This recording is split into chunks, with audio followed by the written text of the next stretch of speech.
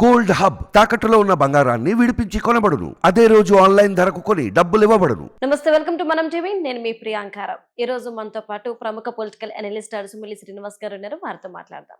నమస్తే సార్. నమస్కారం అండి. సార్, ఒకవైపు వైసీపీ వాళ్ళు ప్రమాణ స్వీకారానికి స్టేజ్ రెడీ చేసుకున్నారు, ముహూర్తం ఖరారు చేసుకున్నారు.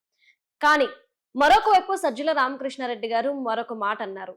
ఆ అధికారాన్ని మా చేతుల్లో, పేరుకు మాత్రమే అధికారం మా చేతుల్లో ఉంది, కానీ చంద్రబాబు నాయుడు గారు వ్యవస్థను మేనేజ్ చేసి గెలవాలి అనుకుంటున్నారు అని చెప్పేసి అంటున్నారు. ఏంటి వైసీపీ వాళ్ళే ఈ విధంగా రెండు మాటలు మాట్లాడడం ఎలా చూడాలి? అంటే ఓటమిని ఒప్పుకుంటున్నారా, లేదంటే గనక ఒకవేళ ఓడిపోతే ఎలా చెప్పుకోవాలో ముందు నుండే ప్రాక్టీస్ అవుతున్నారా? మీరు మొదటి నుంచి జగన్మోహన్ రెడ్డి వాళ్ళ గ్యాంగ్ వాళ్ళ వ్యవహార శైలి గమనిస్తే మీకు వాళ్ళు దొంగతనం చేస్తారు, ఎదటోడు చేసాడని చెప్తారు. అంతే సింపుల్. వాళ్ళు ఏం చేస్తారో ఎదటోళ్ళు చేశారని చెప్తారు. ఇప్పుడు సపోజ్ ఢిల్లీ పెద్దలు ఉన్నారనుకోండి, వాళ్ళ పక్కన వేస్తారు, వీళ్ళు ఎదటోళ్ళు చేశారని చెప్తారు. వాళ్ళు ఇన్సైడ్ ట్రేడింగ్ చేస్తారు, ఎదటోళ్ళు చేశారని చెప్తారు. వాళ్ళు అడ్డగోలు దోపిడీ చేస్తారు, ఎదటోళ్ళు చేశారు. వాళ్ళు మటలు చేస్తారు, ఎదటోళ్ళు. ఇదే అలవాటు వాళ్ళకి. వాళ్ళ పత్రికలు, వాళ్ళ మీడియా, వాళ్ళు కొనుగోలు చేసిన వెబ్సైట్లు, లేకపోతే యూట్యూబ్లు, జర్నలిస్టులు, జర్నలిస్టులు, ప్రొఫెసర్లు, మెట్ల దగ్గర కట్ల పాములు, ఇలాంటి వాళ్ళందరూ వాళ్ళు మాట్లాడతారు. ఒక లైన్ ఉంటుంది, ఆ లైన్ పట్టుకుని వెళ్తూ ఉంటారు. దాని గురించి సాధారణంగా ప్రజలు ఏంటంటే ఒక్కొక్కడికి ఒక్కొక్క క్రెడిబిలిటీ ఉంటుంది. కొంతమంది ఏం చేస్తారంటే ముందుగా న్యూట్రల్ పర్సన్ లాగా లుక్ ఇస్తారు, ఆ మాటలు మాట్లాడతారు. తెలుగుదేశం పార్టీని కూడా పొగుడుతారు. చంద్రబాబు గారు అంటే అపారమైన ప్రేమ ఉన్నట్టు చెప్తారు. తర్వాత ఎంతకో కొంతకి బేరం అయిపోయిన తర్వాత రపాల ప్లేట్ మార్చేస్తారు. ప్రజలు కన్ఫ్యూజ్ అవుతారు. ఏంట్రా ఇది అవునప్పుడు నిజం అబద్ధం ఈ రెండాటికి ఎవరిని నమ్మాలో ఎవరిని నమ్మకూడదు అనేటువంటి ఈ కాలాతీతం అయిపోతుంది ఆ సమయం. దాంట్లో వాళ్ళు పని పూర్తి చేసుకుంటారు. అదే జరుగుతుంది ఇక్కడ. ఈ 5 సంవత్సరాల పరిపాలన చూసిన తర్వాత, జగన్మోహన్ రెడ్డి పరిపాలన చూసిన తర్వాత వాళ్ళని ఇంకా నమ్మేటంటే అటు సన్నయ్య ఉండాలి, లేకపోతే బుద్ధిహీనుడు, వివేకహీనుడై ఉండాలి. ఎందుకంటే ఇప్పుడు మీకు ఒక అనుభవం అయిన తర్వాత, సపోజు ఒక వివాహం జరుగుద్ది. పెళ్ళికి ముందు వరుడు చాలా సమర్థవంతుడు, పనివాడు, మంచి విద్యావంతుడు, వివేకవంతుడు అని కొన్ని లక్షణాలు అయ్యి ఉన్నాయని చేసుకుంటారు. చేసుకున్న తర్వాత ఏమి పనికిరాడు, ఎందుకు పనికిరాడు బాబు అని తెలిసిన తర్వాత కూడా ఆడితో కాపురం ఎందుకు చేస్తారు, అతని బాహ్యాన్ని వెళ్తారు. అంతే కదా. జగన్మోహన్ రెడ్డి అంతే. 2019 ముందు అతను పూర్తిగా అతని గురించి తెలియదు. వాళ్ళ నాన్న గురించి, వాళ్ళ నాన్న ముఖం చూసి, లేకపోతే వాళ్ళ అమ్మ వచ్చి బాబోయ్ మా ఓడికోటండి ఏడు ముఖం పెట్టుకుని అడిగింది, ఇవన్నీ చూస్తారు. వీడు కూడా అడిగిపోడు ఒకసారి ఛాన్స్ ఇవ్వండి. జనాల్లో కూడా కొంత సరే చూద్దాం ఒకసారి మంది ఏం పోయింది, తనది కాకపోతే తాటికి ఎదురెక్కమని రకమంటారు. అలాగే ఆలోచించారు, అవకాశం ఇచ్చారు.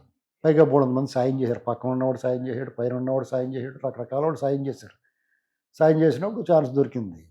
దొరికిన తర్వాత అతను ఎందుకు పనికిరాని వాడిగా తయారైపోయాడు, పనికి మాలిన వాడిగా నిరూపించుకున్నాడు. ఈ 5 ఏళ్ళు పోనీ ఒకసారి చేసి వదిలేదు. 5 ఏళ్ళు క్రమం తప్పకుండా ప్రజావేదిక కూడగొట్టడం దగ్గర నుంచి అమరావతిలో రోడ్లు తవ్వుకుపోవటం వరకు కూడా అతను ఎక్కడా కూడా జనాల అంచనాలకు మించి పనిచేశాడు. అంటే విధ్వంసంలో వీరప్పని మించిపోయాడు. ఎక్కడా కూడా తను ఇచ్చిన మాట నిలబెట్టుకోకుండా, ఇచ్చిన మాట నిలబెట్టుకుంటే తల 1000 ముక్కలు అయిపోద్ది అన్నట్టుగా వ్యవహరించాడు. ఎందుకంటే సిపిఎస్ వద్దు నాకేం తెలియదండి, తెలియకనేసాను అన్నాడు. అంత తెలియని సన్నాసి దద్దమ్మో చవట దద్దమ్మకి నీకు పరిపాలన నీకు ఎందుకు ఇవ్వాలి ఛాన్స్? ఓ ఛాన్స్ ఇచ్చారు, అదే లాస్ట్ ఛాన్స్ అనుకున్నారు జనం. ఇది వాళ్ళకి అర్థమైంది. ఎందుకంటే ఒకసారి సింహావలోకనం చేసుకుంటారు.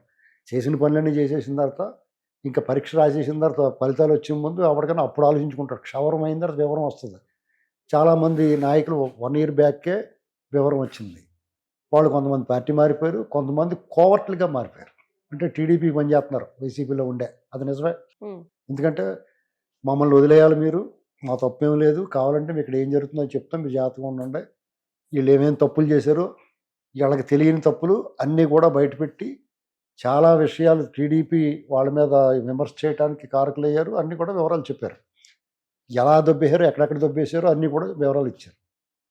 అధికారులు కూడా ప్లేట్ మార్చారు. చాలామంది న్యూట్రల్గా ఉన్న వాళ్ళు వాళ్ళ బతుకు కోసం, వాళ్ళ భవిష్యత్తు కోసం జగన్మోహన్ రెడ్డితో ఉంటే జైల్లో పోవాలి, వీళ్ళతో ఉంటే కనీసం వదిలేస్తారు కొట్టకుండానని వీళ్ళు వే ప్లేట్ ఫిరాయించారు. దాన్ని మేనేజ్మెంట్ అంటే ఎలా కుదురుతుందండి? ఎందుకంటే మీరు చేసిన తప్పులకి, మీరు చేసిన అన్యాయానికి, మీరు చేసిన దురాఘాతాలకి వాళ్ళు విసిగిపోయి వాళ్ళ భవిష్యత్తు మీరు ఎలా మీ భవిష్యత్తు చూసుకుని కాంగ్రెస్ పార్టీకి దెబ్బేసి బయటకు వచ్చేసారు. వాళ్ళు కూడా అంతే. అంతే కదా! వాళ్ళ నాన్న ముఖ్యమంత్రి చేసింది, లేకపోతే కాంగ్రెస్ పార్టీ లేకపోతే ఈ మొఖంలో ఎవడు చూస్తాడండి? కాంగ్రెస్ పార్టీ ఉండకపోతే వాళ్ళ బాబుకి ముఖ్యమంత్రి వచ్చింది. వాళ్ళ బాబు ఉండబట్టి కదా ఇతనికి ఛాన్స్ వచ్చింది. లేదంటే వీళ్ళు కూడా అక్కడ వాళ్ళ నీళ్ళే నరుక్కుంటా చెరుకు నరుక్కున్నట్టు బతకాలి. ఆ 2 రోజులకో 3 రోజులకో ఫ్యాక్షన్ ఉంటుంది. వాళ్ళ కుట్టు సత్తా వాళ్ళ అనుచరులకు బియ్యం మూట వేస్తే అలా బతకాలి. కానీ సార్ ఇక్కడ మరొక విషయం ఏంటంటే సజ్జల రామకృష్ణారెడ్డి గారు మరొక మాట అన్నారు.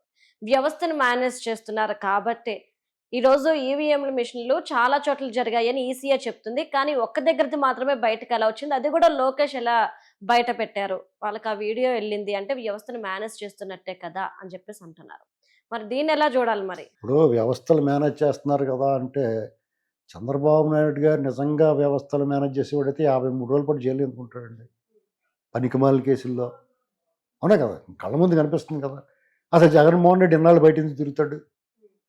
అసలు జవహర్ రెడ్డి సీఎస్గా ఎందుకు కొనసాగుతాడు? అంటే అడ్డగోలుగా పనిచేసి జగన్ బూట్లు డైరెక్ట్గా నాగుతున్నారు. కొంతమంది తలుపులు వేసుకుని లాగుతారు. వీళ్ళు డైరెక్ట్గా అందరికీ కనపడేలా నాగుతున్నారు కదా వీళ్ళు అధికారులు చాలామంది. వ్యవస్థలు మేనేజ్ చేసే వాళ్ళు ఇవన్నీ చేస్తారు. ఈవీఎంలో పగలగొట్టాడే లేదా? అది ఎలా వచ్చిందంటే ఎలాగైనా అవుతుంది. మీరు అడగాలి కదా, ఎలక్షన్ కమిషన్ అడగాలి. మిగతా కూడా రిలీజ్ చేయి, 7 చోట్ల జరిగిందన్నారు, 7 చోట్ల జరిగింది రిలీజ్ చేయి అని చెప్పి మీరు అది మానేసి మీకు ఎలాగొచ్చిందని అడిగితే ఎలాగైనా అవుతుంది. మీరు తెచ్చుకోండి కావాలని.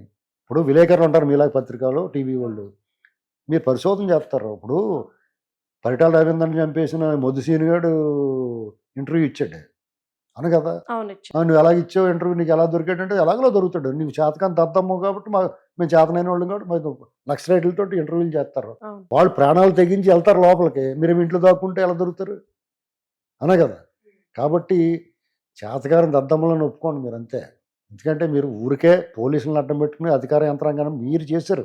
మేనేజ్మెంట్లు మీరు అడ్డగోలుగా దోచేసిన డబ్బుతోటి కింద నుంచి పైవా అన్ని వ్యవస్థల్ని కొనిపాడేశారు. మీరు కొనిపాడేశారు కాబట్టి మన కళ్ళ ముందు కనపడుతున్నాయి. కోడిగత్తి సీన్కి ఏం విముక్తి ఉండదు, కులకరాయోడికి ఏమో బెయిల్ రాదు, మటలు చేసేసినోడికి మాత్రం, హత్యా ప్రయత్నం చేసినోడికి మాత్రం బెయిల్ వచ్చేస్తుంది. పాపైన మటలు చేసిన వాళ్ళకి ఏ ఏటి కింద ఉన్నవాడికి ఎప్పుడు అరెస్ట్ అవుతాడో ఎప్పుడు బెయిల్ అవుతుందో తెలియదు. ఇలాంటివన్నీ ఎవడి వ్యవస్థలు మేనేజ్ చేస్తున్నాడు అనేటువంటి కళ్ళు ఉన్నవాడికి బుద్ధి ఉన్నవాడికి అర్థమవుద్ది కదా. కాబట్టి వీళ్ళు దొంగల ముఠా అండి. నేను అనేక సార్లు చెప్పిన మళ్ళీ చెప్తున్నాను, వీళ్ళందరూ జైల్లోనే ఉండాలి. వీళ్ళని ఎవరిని విడిచిపెట్టకూడదు. వీళ్ళందరికీ ఏంటంటే ఒకే జైలు అయితే కూడా ప్రమాదం. మళ్ళీ ఈ దేశంలోని అన్ని జైళ్ళకి సమానంగా పంచాలండి. ఒకే జైలు వేసారనుకోండి, మళ్ళీ ఆ జైలు గోడలు బద్దలు కూడా వాళ్ళందరినీ కొనేస్తారు. వీళ్ళు చిన్న సీట్ రాసిస్తారు అనమాట. బయట వీళ్ళు దొబ్బేసిన డబ్బులు ఇచ్చి తెచ్చుకోరా ఎక్కడికి వెళ్ళని వీళ్ళు కావాల్సినవి చేసుకుంటూ ఉంటారు. అంచేత వీళ్ళ భాషని అవసరమైతే ఇంకో దేశం వాళ్ళని అడిగి వీళ్ళని తీసుకెళ్ళి అక్కడ పడేయాలి.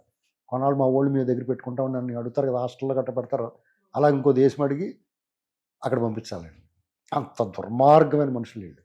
అసలు ఈ సమాజంలో ఉండే అర్హత లేని మనుషులు వీళ్ళు. ఎందుకంటే ప్రజల సొమ్ము తీసుకుంటా, ప్రజల సొమ్ము జీతాలు తీసుకుంటా ఒకడికే బానిసలాగా పనిచేసి ప్రజలకు ద్రోహం చేస్తున్నారంటే, పైగా తిరిగి వ్యవస్థలను చంద్రబాబు మేనేజ్ చేస్తున్నాడు లేకపోతే ఇంకొకళ్ళు మేనేజ్ చేస్తున్నాడు అంటున్నారంటే ఎంత దారుణం అండి. సీఎస్ని మార్చలేకపోయాడు చంద్రబాబు గారు.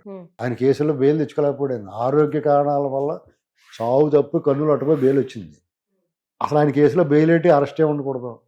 ఇప్పటి వరకు 17 తీర్పు రిజర్వ్ అయిపోయింది. దాని గురించి ఎవడో అడిగి వాళ్ళేడు. ఇంకెవరు మేనేజ్ చేస్తారు? ఈ జగన్మోహన్ రెడ్డి మాత్రం సిగ్గు లేకుండా 10 ఏళ్ళ నుంచి తిరుగుతున్నాడు బయట బెయిల్ మీద. ఇంతకన్నా ఎవరన్నా మేనేజ్ చేసి ఉంటాడా? ఆ జడ్జి సడన్గా మాయమైపోతాడు, ట్రాన్స్ఫర్ అయిపోతాడు, లేకపోతే రిటైర్ అయిపోతాడు, మళ్ళీ మొదటి నుంచి చెప్పాలని. ఇంతకన్నా మేనేజ్మెంట్ ఏమైనా ఉంటుందా?